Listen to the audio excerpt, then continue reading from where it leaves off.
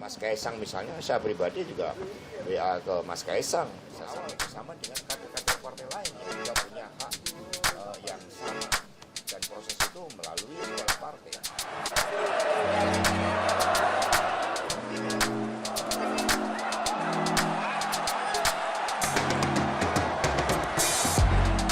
Partai itu kami ajarkan best practices di dalam tata kelola pemerintahan. Jadi anggota partai ini harus sukarela.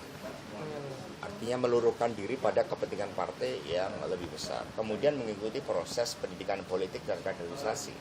Setelah pendidikan politik kaderisasi, kemudian kita ada penugasan. Apakah yang bersangkutan termasuk Mas Kaisang misalnya akan mendapatkan tugas sebagai calon kepala daerah atau kemudian tugas di calon anggota legislatif. Itu versi yang pertama. Yang kedua, dalam satu keluarga itu berasal dari satu partai politik yang sama. Kami punya regulasi, tidak boleh satu keluarga partainya kemudian berbeda-beda.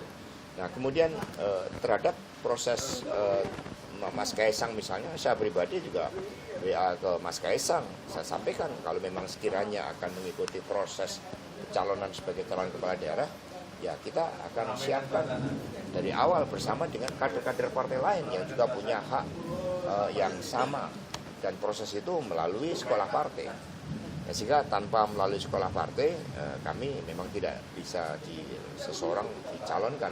Mas Gibran misalnya, ketika beliau juga dicalonkan, kemudian mengikuti sekolah partai, di mana dalam sekolah partai itu kami ajarkan best practices di dalam tata kelola pemerintahan yang baik, yang menciptakan lapangan kerja bukan buat rakyat, yang menyelesaikan berbagai persoalan rakyat dan sekaligus membangun masa depan. Jadi buat Mas Kaisang, seperti yang disampaikan Mbak Puan, kami terbuka dan siap untuk melakukan pendidikan politik dan kaderisasi, hanya saja berdasarkan tahapan-tahapan pemilu.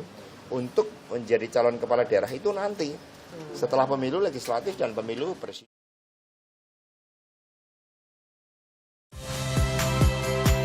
Saya Valentina Sitorus. Saksikan program-program Kompas TV melalui siaran digital, pay TV, dan media streaming lainnya. Kompas TV, independen, terpercaya.